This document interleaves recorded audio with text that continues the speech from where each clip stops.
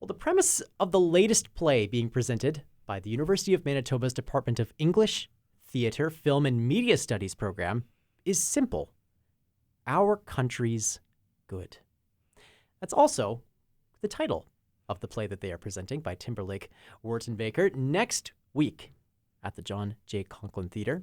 It's a premise that Dola Atkintan has been engaging with on a far deeper level than the story about the first theatre production presented in Australia.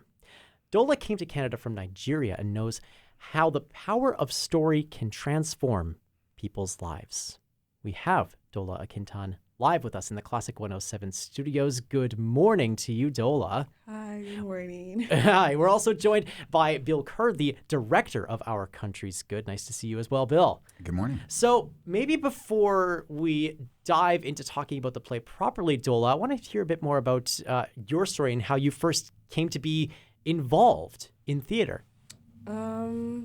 I think I got involved with theater. I've always been into spoken words, poetry, writing, all that good stuff. And my parents and grandparents were just people who encouraged us to always be outspoken but be respectful about it. So from a young age, it was just say what you have to say the best way you can. And back home, it was a crazy idea to think that you would want to go study theater in university, seeing how much university costs. And then coming over here, I like to tell my mom, you had a crazy idea sending your daughter over here to study theater. And then I come over here and I go see a play that Bill made us see in our first class. Oh, yeah. In Intro to Theater, which is Bad Parents. And as just like a group of first-year kids who had no idea what they were doing or if they were going to continue theater, we all went to see it. And it was probably, at that moment, I was like, yeah, this is something I wanted to do for probably the rest of my life. Wow. Because it was just so, you could feel, it was like you were in the room with them. It wasn't like, oh my gosh, we're in a theater building coming to see a show. It was like, we're in this concert with them, we're in this living room with them. And just the idea of, if you play your part right, you're able to convince anybody of anything was what struck me. And I said, yeah, let's keep doing this for years to come. Wow. Bill, as you're listening to Dola talk about that sort of first transformative theater experience, what does that mean for you to know that when on an assignment that you sent all these first year students on had that kind of transformative power? I mean, it's something that I'm sure on some level educators know, but what's it like to actually hear that sort of testimony? Well, it's great to hear it. It's I'm thinking, man, I'm glad I chose that show. Worked out. But I think, we kind of have all had that experience ourselves. I think if we love theater, we've seen something that just, made every nerve tingle and made us sort of come alive in such an exciting way. And at the end of the day, we're trying to transfer, knowledge certainly, but also sort of the heart and soul of the thing. And for me, that's extremely exciting to hear because that's what I would like to believe is happening. Well, there we go. How have you noticed that transformation of life and soul, as Bill was just talking about, in your life since that first sort of theater experience, Dola? I would say, first of all, I'm a very quiet person outside of theater. And theater has just brought me out of my shell and put me in places that I wouldn't think I would be in. In general, I run away from memorization, and in theater, you kind of have to memorize your lines. You have to. Minor detail. It's just something you got to do. I would say that theater has helped me understand a lot better a lot of things, like things I wouldn't exactly experience in my own real life that I've been able to experience in the life of theater. For example, Rhinoceros, that was also directed by Bill. You wouldn't exactly find human beings turn to rhino in the real life, but it taught me just about I believe my idea of that show was basically how we're slowly going back to our old ways. I personally wouldn't have thought of that in that dynamic or in that perspective. It's brought me the best friends that I have, and it's just, I don't know, it's changed life completely. Places I thought I would never go into, I have gone into. Things I thought I would never say, I've said. I've taken high jumps for Bill show. So yeah, it's just every day's a new experience with theater. So you talk about the relationships that you form in the theater with all these new friends and all these new experiences, new things that you get to do, and you notice that change within yourself. Do you think that your family has also seen that change in you? Absolutely, because I don't think they get to see me anymore. They don't get to see me as much as they would love. Well, So I think they've seen the changes. Wow. But yeah, my mom and my brother, they like to be like, oh my gosh, we see you do all these big things, like talk to these people and all of that. Like 3 years ago, never gonna happen. wow. I would tell you I was never gonna do that. I would be in my bed. I would rather talk to you over a phone call, not a video call, just text me or something. But now it's just like, I'm doing all of this. And I guess they're pretty much grateful for that. They see, like, they've met a couple of my friends and all, we're the perfect fit. They just like to say, y'all are the most dramatic people that are perfect for each other, and that's good. So I think they do notice a couple of changes. You'll get to see those dramatic personalities on stage in Our Country's Good. Maybe, Bill, you can, without giving too much away, because we want people to come see the show, maybe you can give us a bit of a snapshot as to Our Country's Good and what story the play is telling. Sure. Yeah, what's fun about it in many ways, although troubling as well, is it's based on a true story. And the true story is the very first fleet of convict ships to Australia arrived, and the then governor, who Dola plays, decided a way of rehabilitating prisoners would be through the transformative power of theater. So they put on a production of The Recruiting Officer by George Farquhar. Through the engaging of the convicts with this and the sort of debates about punishment and rehabilitation, we get to see that it is possible to transform oneself. However, it also points out that it's done at the cost of landing on a new in quotation marks, continent, on a land that is already occupied. And we also get the sense of some get to transform, and it's at the cost of others. So both of those things. So it's both sort of joyous and deeply troubling at the same time. That sort of contradiction, and that's sort of what we've really striven for, is to sort of embody both of those elements, that we don't want to say that theater can't be transforming. In fact, we really do want to say that. But at the same time, we have to be aware of the costs. And it seems particularly pertinent to here because it's about the same sort of thing. We're doing theater on a colonized land. We're doing precisely in many ways what they are. Yeah.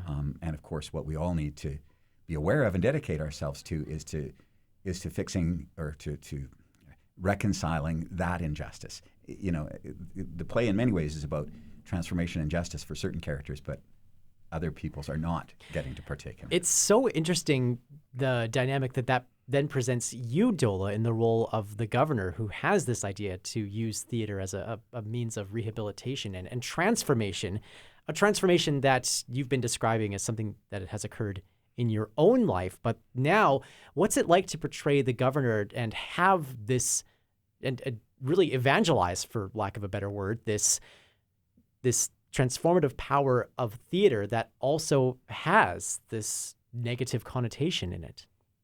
The best one I could use is insane. It's like, as a governor, you wouldn't think that he would say, oh yes, let's put on a play to determine the lives of this convict. It's not something you would usually hear. And I think it's been really, I would say, challenging and fun for me to just embody this character, because I'm also in reality trying to figure out, okay, what would Governor Phillips do? How would he think? Why is he thinking this certain way? There's certain things when I look, like when I'm memorizing my lines or something, there's certain things he would say that I would be like, not very governor-like, but okay. The way he relates to those around him, to his to the lieutenants under him, to the convict itself, is not something I'm very used to in terms of power relations. So it's quite interesting to discover, I would say. Yeah. There's a lot we've talked. Bill was just talking about the role that colonialism has in this production, especially British colonialism, which Canadians know all too well, but also Australians that are portrayed in the show, and as well for your own context in Nigeria, Dola. How are you able to draw on your own experience living in Nigeria, maybe to then portray this character of the governor in Our Country's Good? I would say I'm living very much through this play to, I would say, kind of enjoy what I hope would happen in Nigeria. Like I said, it's really weird for me to play Governor Phillips, seeing as he's a very wonderful leader to these people, which is not so back home. So just seeing that, okay, this is way different from what I'm used to, right? And to me, it's back home. You see, like my generation now fight up, like counter the government, ask the certain questions that are being asked in the show, and it's not very welcome. So to me, it's just I'm living very much through the show and hoping that one day it would somehow become reality for back home, and even now somehow become reality whereby the people who live in the colony are being heard, and not only just being heard, actions are being taken on their behalf, right? Because I cannot imagine back home a convict saying we want to put on a play, or someone coming, or a lieutenant or a senator or something saying we want to put on a play to determine how people's lives turn out, and my government says, yeah, sure, go ahead. Yeah. Wow. So I generally just see it as I want to be able to one day say, okay, people back home say what they want or hope for something to happen, and it actually does happen without them being scared or like all that stuff. So yeah. I would imagine, Bill, that these sorts of conversations about colonialism within this play have been a part of building the play as well in the class context.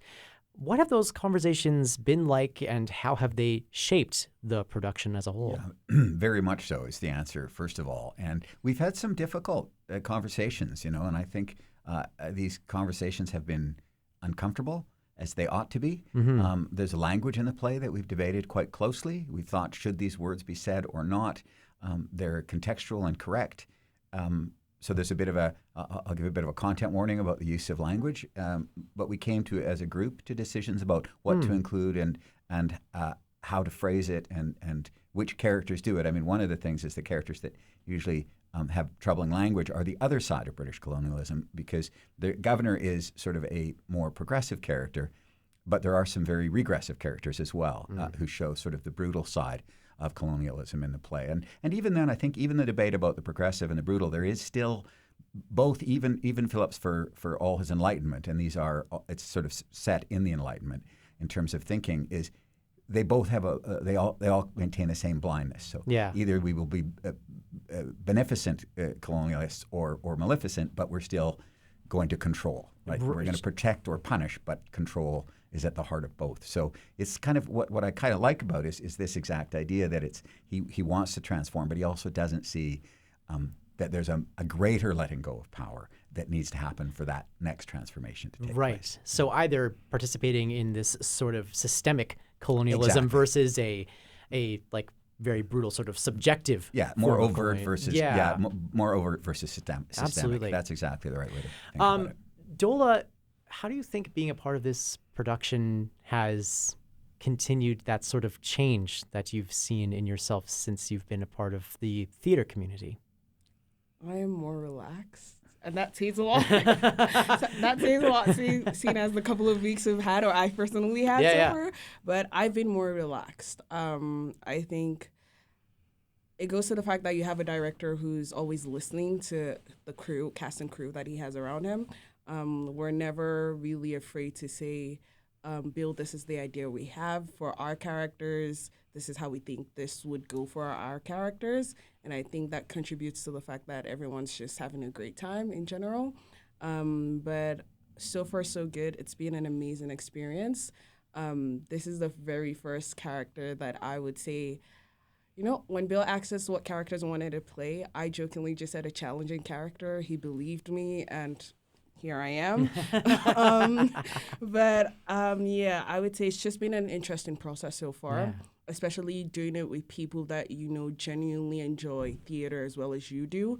Doing it with a professor, the staff technicians that also just enjoy what they do has just been really great. And I think it reflects on us as the cast and crew that the people who are leading us through this entire thing enjoy what they do as well. But it's just been an amazing experience. We've laughed together, we've cried together, we've had long days together that we're going to have again tomorrow. But it's just beautiful that we're all going through this together. Yeah. This is the second time we've done something like this, having learned from the past ones we've had. And yeah, it's just been a learning process of ease, chaos, and just we're super excited. That's what I would say. Absolutely.